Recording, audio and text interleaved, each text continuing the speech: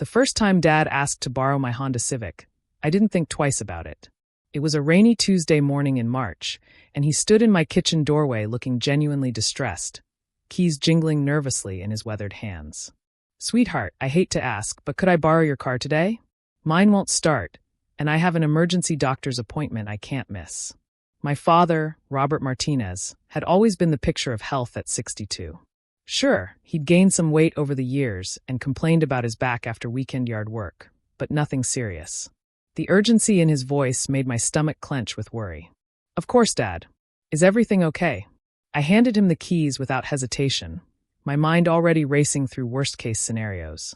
Cancer, heart disease, diabetes, just some routine tests that came back abnormal. You know how doctors are, probably nothing, but they want to run more. He kissed my forehead, something he'd done since I was 5. "Thanks, kiddo. I'll have it back by evening." That was 6 months ago. What started as a one-time emergency became a regular Tuesday routine. Then Thursdays got added to the mix. Dad would show up at my apartment around noon, always with the same story.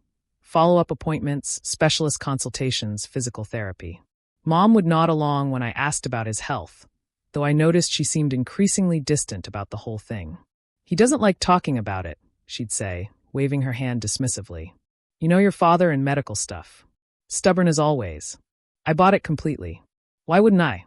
This was my dad, the man who taught me to change a tire, who scared away my first boyfriend when I was 16, who cried at my college graduation. The idea that he'd lie to me about something serious was unthinkable. But last Tuesday, something felt off. I'd been tracking my mileage obsessively since gas prices spiked, writing down the odometer reading after every trip. It's a neurotic habit I picked up from my accounting job. Numbers tell stories, and I like my stories to add up. When Dad returned my car that evening, the numbers didn't make sense. My apartment to Dad's house, 12 miles round trip. Dad's house to his doctor's office, maybe 8 miles round trip. Total expected mileage, 20 miles give or take. Actual mileage on my car, 47 miles. I stared at the odometer reading I'd scribbled on a post-it note, then back at the dashboard. 27 extra miles. Where had my father driven my car for an additional 27 miles? The paranoid part of my brain, the part that watches too many true crime documentaries, whispered possibilities I didn't want to consider. Maybe he was gambling. Maybe he was having an affair. Maybe he was selling drugs. I laughed at that last one. My dad could barely figure out how to use Netflix. He wasn't exactly cartel material. But the numbers bothered me for days. So the following Tuesday, I did something I've regretted and been grateful for in equal measure. I installed a GPS tracker in my car. It was a tiny device I'd ordered online, about the size of a matchbox, designed for worried parents to track teenage drivers. The irony wasn't lost on me as I tucked it under the passenger seat. I felt like a terrible daughter, violating my father's privacy over what was probably just a detour to the pharmacy or grocery store. Thursday came and went. Dad borrowed the car again, same routine. This time, I forced myself to wait until Friday evening before checking the GPS history on my phone. I needed to know, but I also dreaded what I might find. The tracking app loaded slowly, dots appearing on the map like digital breadcrumbs. I watched the route trace from my apartment to Dad's house, then, wait. The path diverged from the familiar route to his doctor's office. Instead, it headed west across town to an area I barely recognized. I zoomed in on the final destination, my heart hammering as the map loaded higher resolution details. The little blue dot sat squarely on top of a building with an unmistakable neon sign. Velvet Dreams Gentlemen's Club. My hands started shaking. I checked the Tuesday route. Same destination. Same 2-hour timestamp. I scrolled back through weeks of tracking data, and there it was. Every single Tuesday and Thursday for the past month, my car had spent 2 hours parked at a strip club. My father, my conservative church-going, turn off that music it's too suggestive father, was spending his afternoons at a strip club, while telling his wife and daughter he was getting medical treatment. The betrayal hit me like a physical blow. I sat on my couch, staring at the phone screen until the dots blurred together. How long had this been going on? Was this some kind of midlife crisis? Was he cheating on Mom? Were we about to become one of those families that implodes spectacularly, with divorce papers and awkward custody arrangements for holiday dinners? I couldn't sleep that night. By Saturday morning, I'd convinced myself I had to tell Mom. She deserved to know. We both deserve to know. I drove to my parents' house that afternoon, the GPS evidence burning a hole in my phone like radioactive material. Mom was in the garden, wearing the faded sun hat Dad had bought her for their 20th anniversary. She looked up when she heard my car, her face brightening with the genuine joy that had always made her my favorite person. Isabella, what a lovely surprise. Your father's inside watching that fishing show. You know how he gets on weekends. Actually, Mom, I need to talk to you about Dad. Privately. Her smile faltered. Is everything all right? I pulled out my phone, hands trembling as I opened the GPS app. Mom, Dad's been borrowing my car twice a week for months. He says it's for doctor's appointments, but I turned the screen toward her. This is where he's actually been going. Mom stared at the map for a long moment, her face cycling through confusion, recognition, and then something that looked almost like relief. Then she started crying. Not the shocked, betrayed tears I'd expected. These were deeper sobs, the kind that come from somewhere buried and painful. She sank onto the garden bench, and I wrapped my arms around her shaking shoulders. Mom, I'm so sorry. I know this is horrible, but you needed to know. Isabella, honey, she whispered between sobs. I thought he was getting chemo. What? She pulled back, wiping her eyes with dirty gardening gloves. 3 months ago, your father came home and told me he'd been diagnosed with stage 3 pancreatic cancer. He said the doctors wanted to start chemotherapy immediately, but he made me promise not to tell you kids because he didn't want to worry you. My world tilted sideways. But Mom, he's not. I know that now, she said, her voice hollow. I've been wondering why he never seemed sick, why he never lost his appetite or his hair. I kept asking to come with him to appointments, but he always had excuses. Said the treatments made him emotional, and he didn't want me to see him like that. The full scope of Dad's deception crashed over both of us. He hadn't just lied about strip clubs. He'd lied about cancer. He'd let his wife of 34 years believe he was dying while he spent their grocery money on lap dances. There's more, Mom continued, her voice steadier now but tinged with bitter understanding. Last month, I tried to call his oncologist's office to ask about his prognosis. You know what they told me?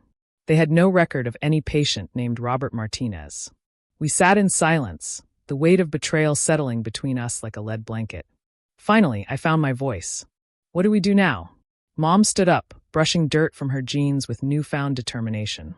Now we go inside and ask your father exactly what kind of emergency requires a strip club twice a week. We found Dad in his recliner, beer in hand, watching some guy pull bass out of a lake on TV. He looked up when we entered, his face shifting from casual contentment to concern when he saw Mom's tear-stained cheeks. What's wrong, honey? You look upset. Robert, Mom said, her voice deadly calm. We need to talk about your doctor's appointments. I watched my father's face cycle through the same emotions I'd seen in a dozen true crime shows. Confusion, calculation, and then the dawning realization that his lies had finally caught up with him. His shoulders sagged, and for the first time in my adult life, my father looked small. How long have you known? He asked quietly. Does it matter? Mom snapped. Robert, I thought you were dying. I've been planning your funeral for 3 months, wondering how to tell the kids, researching pancreatic cancer support groups. And you've been at Velvet Dreams getting lap dances with grocery money.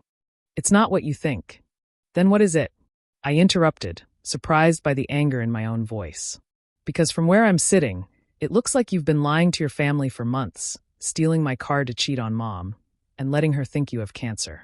So please enlighten us about what we're missing. Dad was quiet for a long moment, staring at his hands. When he finally spoke, his voice was barely above a whisper. I never touched any of those girls. I swear on your grandmother's grave, I never cheated on your mother. Then what? I've been going to Alcoholics Anonymous. The words hung in the air like smoke. Mom and I exchanged glances, our righteous anger suddenly mixed with confusion. The meetings are in the back room at Velvet Dreams, Dad continued, his voice stronger now. It's the only place in town that had space available for our group on Tuesdays and Thursdays. I know how it looks, but Isabella, I haven't had a drink in 6 months. I stared at the beer in his hand. Dad followed my gaze and actually laughed, though it sounded more like a sob. It's non-alcoholic. Has been for months. I couldn't figure out how to tell you both that I had a problem. The room fell silent except for the drone of the fishing show. My mind raced, trying to reconcile this new information with everything I thought I knew. My father, an alcoholic? I tried to remember signs I might have missed, bottles hidden around the house, morning breath that smelled like whiskey, erratic behavior. But Dad, I said slowly, I've never seen you drunk. Ever. Because I'm a functional alcoholic, he replied, the clinical term sounding strange in his familiar voice. I've been drinking heavily for 15 years, Isabella. Every day. I just got very good at hiding it. Mom sank into her chair, looking stunned. 15 years? Robert, why didn't you tell me? Because I was ashamed. Because I thought I could handle it on my own. Because every time I looked at you and Isabella, I knew I was letting you down, and admitting it would make it real. He set down his fake beer with shaking hands. The cancer story was supposed to buy me time to get sober before telling you the truth. I thought if I could just get 6 months clean, I could explain everything without having to admit how bad it had gotten. I felt the anger slowly draining out of me, replaced by something more complicated. Relief that he wasn't dying. Hurt that he'd lied. Confusion about how I'd missed something so significant about my own father. The mileage discrepancies, I said suddenly. You weren't just going to meetings. Dad nodded, looking embarrassed. Sometimes I'd drive around for an hour before coming home. I needed time to decompress. Process what we'd talked about in group. And sometimes I'd stop at that bookstore on Maple Street. They have a section on addiction recovery. Show me, Mom said firmly. What? Show me the books. Show me proof that this isn't another lie. Dad disappeared upstairs and returned with a paper bag full of books. The Big Book of Alcoholics Anonymous, Breathing Underwater, Dry by Augustin Burroughs. Each one was well-worn, filled with highlighted passages and handwritten notes in the margins. Mom flipped through them, and I watched her face soften as she read his marginalia. Notes about triggers, reflections on family relationships, apologies he'd written to himself, practice for conversations he wasn't ready to have. Robert, she said finally, I'm glad you're getting help. But lying to us about cancer? Making me think I was going to lose you? That's cruel. I know. God, I know how terrible that was. I've been trying to figure out how to take it back for weeks. Dad sat heavily on the couch, looking older than I'd ever seen him. I kept thinking I'd just tell you both at my 6-month anniversary. Make it a celebration instead of a confession. When's your 6 months? I asked. Next Tuesday. We all looked at each other, the weight of half a year's worth of secrets settling around us like dust. Finally, Mom spoke. Next Tuesday, you're going to take me with you to that meeting. Honey, I don't think. Robert Martinez, you owe me 6 months of honesty. Starting now. I want to meet the people who've been helping my husband while I thought he was dying. Dad nodded, tears finally starting to flow. Okay. Yes. And Isabella. He turned to me. I'll pay for the extra gas I used. All of it. And I'm sorry I made you complicit in my lies without knowing it. I hugged him then because despite everything, he was still my father. He still smelled like Old Spice and sawdust, still felt like the safest place in the world when his arms wrapped around me. I'm proud of you for getting help, I whispered into his shoulder. But Dad, next time you have an emergency, please just tell us the truth. We can handle it. I promise, he said, and for the first time in months I believed him. The following Tuesday, I drove Mom to Velvet Dreams myself. We sat in the parking lot for 10 minutes, watching middle-aged men and women file through a discreet side entrance marked community room. It was surreal, seeing the building that had represented betrayal transform into a place of healing. Ready? I asked. Mom straightened her shoulders. Ready.